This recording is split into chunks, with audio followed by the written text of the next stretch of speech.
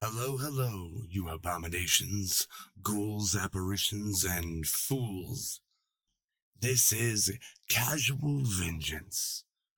I'm here to tell you stories of the past, the present, and the future, and anything and everything in between. And even though I'm just another skeleton in necrosis, maybe you'd like to join me through these pages. Come casually avenge your afterlife before you're even dead.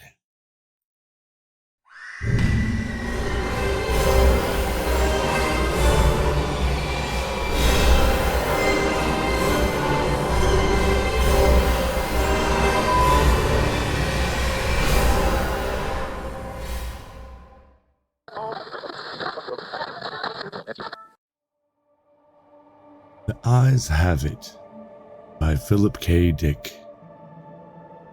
It was quite by accident that I discovered this incredible invasion of Earth by life forms from another planet. As yet, I haven't done anything about it. I can't think of anything to do. I wrote to the government, and they sent back a pamphlet on the repair and maintenance of frame houses. Anyhow, the whole thing is known. I'm not the first to discover it. Maybe it's even under control. I was sitting in my easy chair, idly turning the pages of a paperbacked book someone had left on the bus, when I came across the reference that first put me on the trail. For a moment, I didn't respond.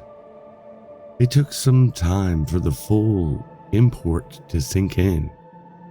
After I'd comprehended, it seemed odd I hadn't noticed it right away. The reference was clearly to a non-human species of incredible properties, not indigenous to Earth at all. A species, I hasten to point out, customarily masquerading as ordinary human beings. Their disguise, however, became transparent in the face of the following observations by the author. It was at once obvious the author knew everything, and was taking it in his own stride. The line, and I tremble remembering it even now, read, "His eyes slowly roved about the room." Ooh. Vague chills assailed me. I tried to picture the eyes. Did they roll like dimes? Passage indicated not. They seemed to move through the air, not over the surface. Rather rapidly, apparently. No one in the story was surprised. That's what tipped me off. No sign of amazement at such an outrageous thing. Later, the matter was amplified. His eyes moved from person to person. There it was in a nutshell. The eyes had clearly come apart from the rest of him and were on their own. My heart pounded, my breath choked in my windpipe. I had stumbled on an accidental mention of a totally unfamiliar race, obviously non-terrestrial. Yet to the characters in the book it was perfectly natural, which suggested they belonged to the same species. And the author? A slow suspicion burned in my mind. The author was taking it rather too easily in his stride. Evidently, he felt this was quite a usual thing. He made absolutely no attempt to conceal this knowledge. The story continued. Presently, his eyes fastened on Julia. Julia, being a lady, had at least the breeding to feel indignant. She is described as blushing and knitting her brows angrily. At this, I sighed with relief. They weren't all non-terrestrials. The narrative continues. Slowly, calmly, his eyes examined every inch of her. Great Scott! But here the girl turned and stomped off, and the matter ended. I lay back in my chair, gasping with horror. My wife and family regarded me in wonder. "What's wrong, dear?" my wife asked. I couldn't tell her. Knowledge like this was too much for the ordinary run-of-the-mill person. I had to keep it to myself. "Nothing," I gasped. I leaped up, snatched the book, and hurried out of the room. In the garage, I continued reading. There was more. Trembling, I read the next revealing passage. He put his arms around Julia.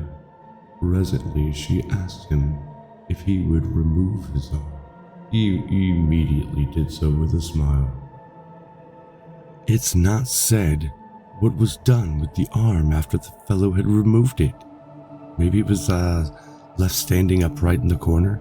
Maybe it was thrown away. I don't care. In any case, the full meaning was there, staring me right in the face. Here was a race of creatures capable of removing portions of their anatomy at will. Eyes, arms, and maybe more, without batting an eyelash. My knowledge of biology came in handy at this point. Obviously, they were more simple beings, unicellular, some sort of primitive single-celled things. Beings no more developed than starfish.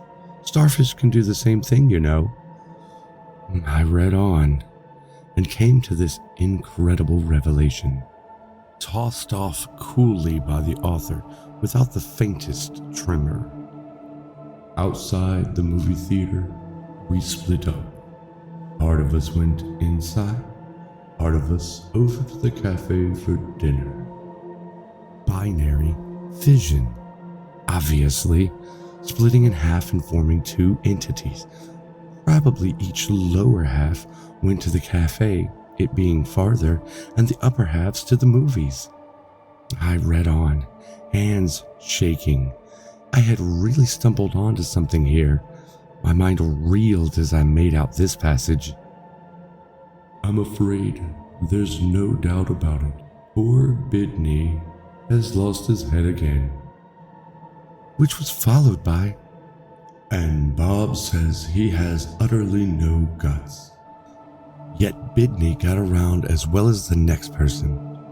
The next person, however, was just as strange. He was soon described as totally lacking in brains. There was no doubt of the thing in the next passage. Julia, whom I had thought to be the only normal person, reveals herself as also being an alien life form similar to the rest. Quite deliberately, Julia had given her heart to the young man. It didn't relate what the final disposition of the organ was, but I didn't really care. It was evident Julia had gone right on living in her usual manner like all the others in the book, without a heart. Arms, eyes, brains, viscera, dividing up in two when the occasion demanded it, without a qualm. Thereupon she gave him her hand. I'm sickened. The rascal now had her hand as well as her heart. I shudder to think what he's done with them by this time. He took her arm. Not content to wait, he had started disassembling her on his own. Flushing crimson, I slammed the book shut and leapt to my feet, but not in time to escape one last reference to those carefree bits of anatomy whose travel had originally thrown me on the track. Her eyes followed him all the way down the road and across the meadow. I rushed from the garage and back inside the warm house, as if the accursed things were following me. My wife and children were playing Monopoly in the kitchen. I joined them and played with frantic fervor, brow feverish, teeth chattering. I had had enough of the thing. I want to hear no more about it. Let them come on. Let them invade Earth. I don't want to get mixed up in it. I had absolutely no stomach for it.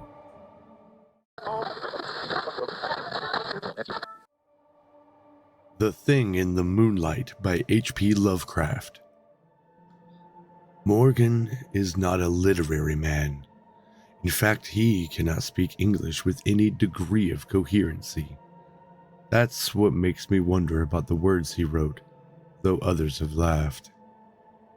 He was alone the evening it happened.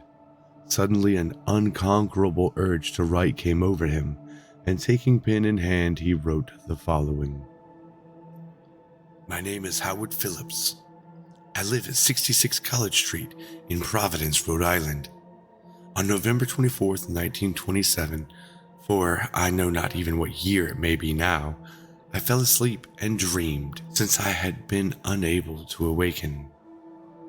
My dream began in a dank, reed-choked marsh that lay under the gray autumn sky, with a rugged cliff of lichen-crusted stone rising to the north.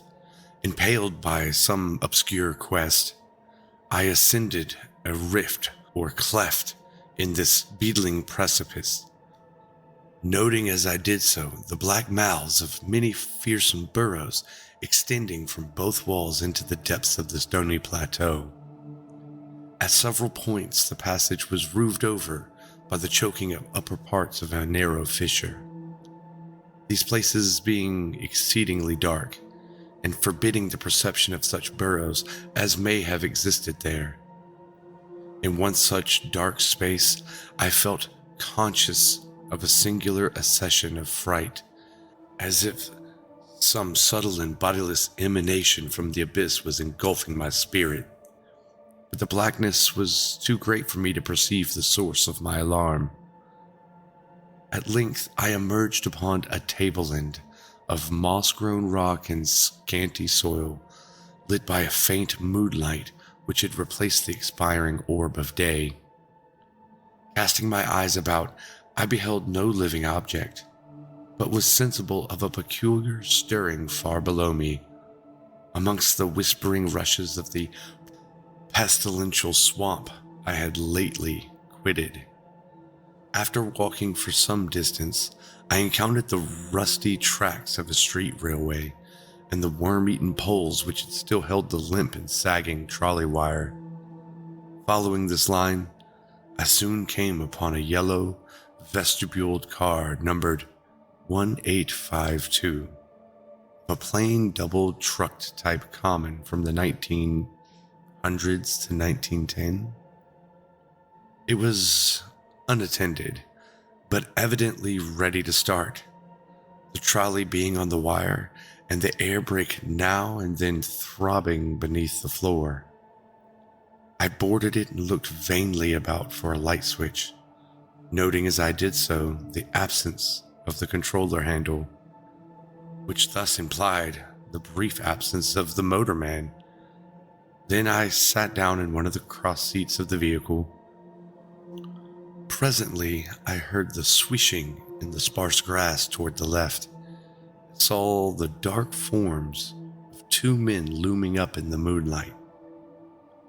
They had the regulation caps of a railway company, and I could not doubt but they were a conductor and motorman.